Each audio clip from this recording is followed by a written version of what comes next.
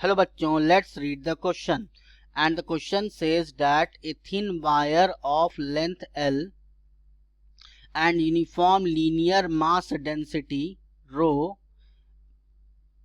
bent into a circular loop with center as shown. The moment of inertia of the loop about the axis is. तो ये सवाल में बोल रहा है कि एक वायर है जिसका लेंथ L है और लीनियर मास डेंसिटी जो है वो रो है, इसको एक सर्कुलर लूप में जो है वो बेंड कर दी है। तो सवाल में पूछ रहा है कि moment of inertia of the loop about the axis, ये एक्सिस जो एक्स एक्स डैश है इसके अबाउट मोमेंट ऑफ इनर्शिया कितना होगा। तो ये सवाल में जो की कॉन्सेप्ट लगेगा, की कॉन्सेप्ट वो है कि रिंग का जो मोमेंट ऑफ इनर्शिया होता है अबाउट इट नेचुरल एक्सिस वो I is equal to M R square होता है, जहां एम मास है, आर रेडियस है। तो अगर यहां पर जैसे कि सवाल में दिया है कि वायर का जो टोटल लेंथ L है, तो ये जो पूरा लेंथ होगा वायर का L वो सर्कुलर लूप में बदल देंगे तो वो सरकमफ्रेंस के इक्वल होगा। यानी कि हम क्या लिख सकते हैं, इसको हम लिख सकते हैं कि 2 पाई R इज इक्वल टू हो जाएगा L, यानी R का वैल्यू हो जाएगा, यानी R का जो वैल्यू हो जाएगा वो L बाई 2 पाई हो जाएगा। और दूसरा बात, यहां से अगर मास निकालना चाहे तो मास पर यूनिट लेंथ जो है वो इज इक्वल टू रो दिया, यानी कि m by L is equal to दिया रो मास पर यूनिट लेंथ। तो मास कितना हो जाएगा, रो टाइम्स L। तो यहां पर जैसे कि एक मान लीजिए रिंग है, ये है रिंग,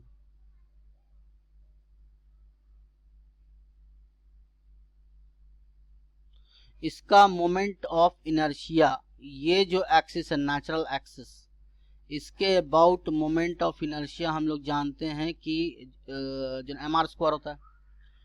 ये एक्सिस मान लेते हैं एक्स एक्सिस है और ये जो एक्सिस है ये वाई एक्सिस हो जाएगा। तो according to the perpendicular axis theorem we know that कि I X plus I Y is equal to I Z होता है। तो सिमेट्री से अगर देखें तो एक्स एक्सिस के अबाउट जो मोमेंट ऑफ इनर्शिया है, वाई एक्सिस के अबाउट जो मोमेंट ऑफ इनर्शिया, दोनों इक्वल होगा। यानी कि आई एक्स और यहाँ आई वाई के बदले आई एक्स लिख सकते हैं, या आई वाई के जो या आई एक्स के बदले आई वाई लिख सकते हैं। तो आई एक्स के बदले हम यहाँ आई वाई लिख देते हैं। Moment of inertia about Y plus moment of inertia about Y is equal to moment of inertia about Z, यानी moment of inertia about Y axis into 2 times moment of inertia about y axis is equal to moment of inertia about z axis. So moment of inertia about y axis is equal to हो जाएगा moment of inertia about z axis whole divided by 2। यानी कि हम क्या लिख सकते हैं, moment of inertia about z axis था mr स्क्वायर, नीचे में whole divided by जो 2 था, तो y एक्सिस के अबाउट मोमेंट ऑफ इनर्शिया जो है एम आर स्क्वायर बाई 2 हो गया। यानी कि जो x एक्सिस के अबाउट भी मोमेंट ऑफ इनर्शिया कितना होगा, एम आर स्क्वायर बाई 2। अब रिंग में जैसा कि सवाल में बोला गया है कि ये है मेरा रिंग ऐसा, और मोमेंट ऑफ इनर्शिया जो है वो इस एक्सिस के अबाउट हमको निकालना है, एक्स एक्स डैश।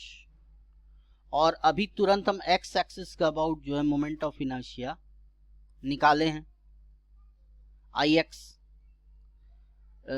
जिसका के वैल्यू कितना है m times R square by 2। तो यहाँ एक्स एक्स डैश के अबाउट मोमेंट ऑफ इनर्शिया निकालने के लिए हम जो है पैरेलल एक्सिस थ्योरम लगाएंगे। जो ना, तो पैरेलल एक्सिस थ्योरम क्या बोलता है कि I X X dash is equal to हो जाएगा I about centre of mass plus M R square. यानी कि सेंटर ऑफ मास के अबाउट जो मोमेंट ऑफ इनर्शिया था वो था एम आर स्क्वायर बाई 2, जो कि एक्स एक्सिस के अबाउट मोमेंट ऑफ इनर्शिया की इक्वल था, प्लस एम आर स्क्वायर। यानी कि हम लिख सकते हैं 3 बाई यहाँ हो जाएगा 2 एम आर स्क्वायर। तो m का वैल्यू यहाँ पुट करें तो रो टाइम्स L होगा आर का वैल्यू L/2 पाई इसका स्क्वायर। तो सॉल्व अगर करेंगे तो ऊपर में हो जाएगा रो एल यहाँ L स्क्वायर हो जाएगा तो L³ हो जाएगा, तो 3 रो L³ ऊपर में, यानी न्यूमरेटर में 3 रो L³ और नीचे में हो जाएगा 2 पाई का square 4 pi square into 2 8 pi square whole divided by 8 pi square.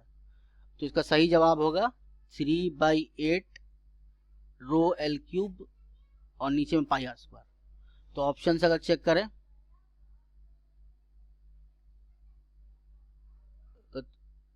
तो इसका जो करेक्ट ऑप्शन हो जाएगा D. Hence the correct option is D. Hope you have understood it well. Best of luck.